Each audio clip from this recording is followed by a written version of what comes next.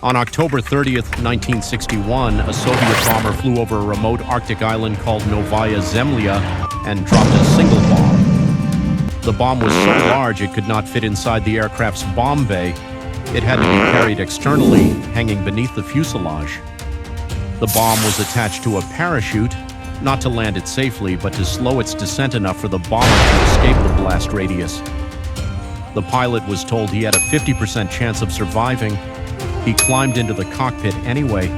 The bomb fell for 188 seconds, then it detonated at an altitude of 4,000 meters above the ground. What happened next has never happened before in human history, and it must never happen again. To understand why the Soviet Union built the largest nuclear weapon ever detonated in human history, you have to understand what the world looked like in 1961. The Cold War was not cold. It was a barely contained fire burning at the edges of every decision made by every government on Earth. The United States and the Soviet Union were locked in an arms race that both sides understood could end all human life on the planet. And both sides were accelerating anyway. The Americans had more nuclear weapons, they had more delivery systems, they had bases surrounding the Soviet Union in Turkey and Italy and West Germany, from which nuclear missiles could reach Moscow in minutes. The Soviets were behind on numbers.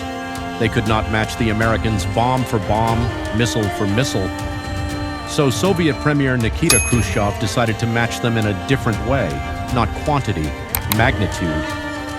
If the Americans had more weapons, the Soviets would build one weapon so large, so destructive, so far beyond anything that had ever been imagined that no rational person could consider starting a war. The project was given to a team of Soviet nuclear physicists led by Andrei Sakharov, the same Sakharov who would later become one of the Soviet Union's most famous dissidents and win the Nobel Peace Prize for his human rights work. In 1961, Sakharov was building the most destructive object in human history.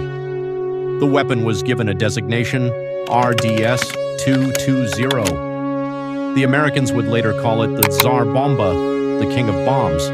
The Soviets called it Ivan. It was 8 meters long, 2 meters in diameter, and weighed 27 tons. For scale, a fully grown male elephant weighs approximately 6 tons. The Tsar Bomba had a yield of 50 megatons. That number requires context to be understood. The bomb dropped on Hiroshima in 1945, the bomb that destroyed an entire city, killed between 70,000 and 80,000 people instantly and fundamentally changed the nature of human conflict, had a yield of 15 kilotons. The Tsar Bomba was 3,333 times more powerful than the Hiroshima bomb. It was more powerful than all the explosives used by all sides combined in the entirety of World War II, multiplied by 10. The fireball was 8 kilometers across.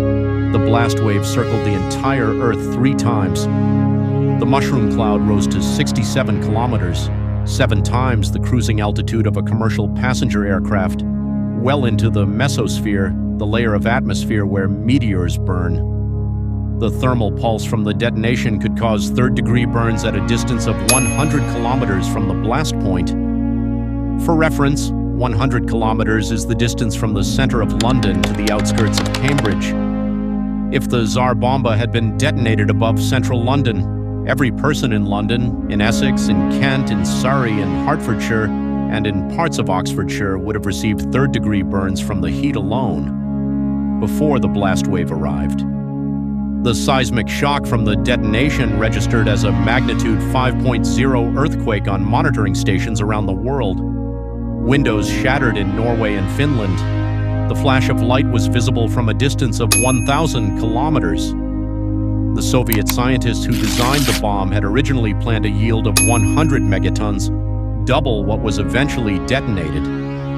They reduced it to 50 megatons specifically because they were concerned that a full 100 megaton detonation might cause uncontrollable fallout across Soviet territory. The bomb they actually detonated was the safe version. The man chosen to fly the mission was Major Andrei Dornovtsev. He commanded a specially modified Tupolev Tu-95 bomber, the largest and most powerful strategic bomber in the Soviet arsenal. The aircraft had been painted white to reflect the thermal flash from the detonation and give the crew a fractional additional chance of survival. The bomb bay doors had been permanently removed and modified because the Tsar Bomba was simply too large to fit inside the aircraft's bomb bay. The bomb hung beneath the fuselage, visible from the ground, the largest single object ever carried by any aircraft in the history of aviation. Dernovtsev was told by his commanders that the mission had a 50% probability of crew survival. This was not pessimism. It was the scientific calculation of blast physics. The parachute system attached to the bomb would slow its descent sufficiently to give the Tu-95 approximately 188 seconds to fly away from the detonation point. In those 188 seconds, the aircraft needed to put 45 kilometers between itself and the blast. At full throttle, the Tu-95's maximum speed gave them a theoretical survival margin, a theoretical one.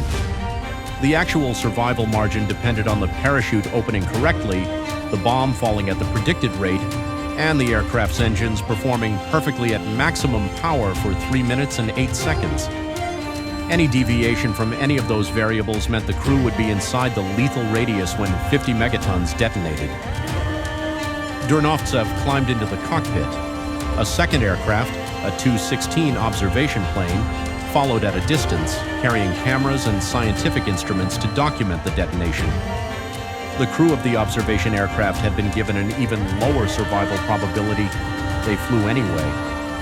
Both crews understood that the mission they were flying was not a military operation. It was a demonstration, a message to the United States and to the world that the Soviet Union had built something so large that the concept of nuclear superiority had become meaningless. One bomb, one aircraft, one city, any city, gone. The Tu-95 took off from Olenia Air Base in the Kola Peninsula at 9:47 in the morning. The flight to the test site over Novaya Zemlya took approximately 2 hours. Novaya Zemlya is a remote Arctic archipelago in the Barents Sea, one of the most isolated places on Earth, chosen specifically because its distance from populated areas gave the test some margin of safety. Some. The nearest inhabited settlement was still within the zone of serious structural damage from the blast. At 11:32 a.m. Moscow time, at an altitude of 10,500 meters, Dernovtsev's navigator released the Tsar Bomba. The bomb fell. The parachute deployed. The Tu-95 banked hard and pushed its 4 engines to maximum power, running from what it had just released. The bomb took 188 seconds to descend from 10,500 meters to the detonation altitude of 4,000 meters. During those 188 seconds, the Tu-95 covered 45 kilometers. The observation Tu-16 covered its own distance. Both crews knew that in the next few seconds they would either survive or they would not. At 11:32 and 43 seconds, the Tsar Bomba detonated. The fireball expanded to 8 kilometers across in less than a second. The thermal pulse radiated outward at the speed of light. The blast wave followed. The Tu-95 was thrown 1,000 meters downward by the pressure wave, falling nearly a kilometer before Dernovtsev and his co-pilot regained control. Both aircraft survived. Both crews survived. When Dernovtsev landed and stepped out of the aircraft, he was named a hero of the Soviet Union before he reached the debriefing room. The Tsar Bomba was never deployed. It was never loaded onto a missile. It was never positioned near any enemy territory. It was detonated once, documented, and the program was discontinued. The Soviet military concluded that a weapon of this size was militarily impractical. It was too large to be delivered by missile, too dangerous to store near populated areas, and too destructive to use in any tactical sense. A 50 megaton bomb does not destroy a military target. It destroys a region, everything within it, every person, every building, every road, every memory of what was there before. A 50 megaton bomb is not a weapon. It is an extinction event applied to a specific geography. But the Tsar Bomba accomplished exactly what Khrushchev intended. The United States received the message.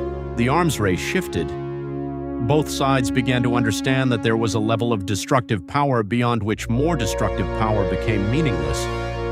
The concept of mutually assured destruction, the doctrine that prevented either side from launching a first strike because both sides understood it meant the end of both civilizations, was strengthened by the demonstration over Novaya Zemlya on October 30th, 1961.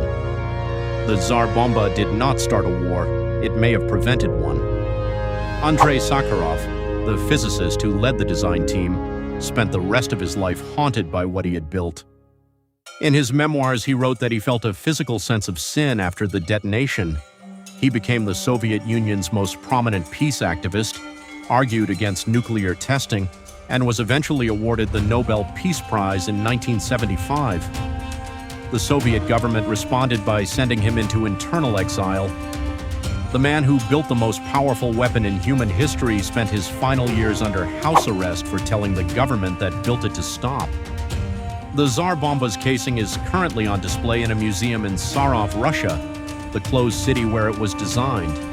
You can stand next to it, you can see how large it is, you can read the specifications on the placard beside it, and you can try to understand that this object, this specific 8-meter cylinder of metal, when filled with its original contents and detonated above any city on Earth, would end that city, damage every city within 100 kilometers, and be felt as a physical event on the other side of the planet.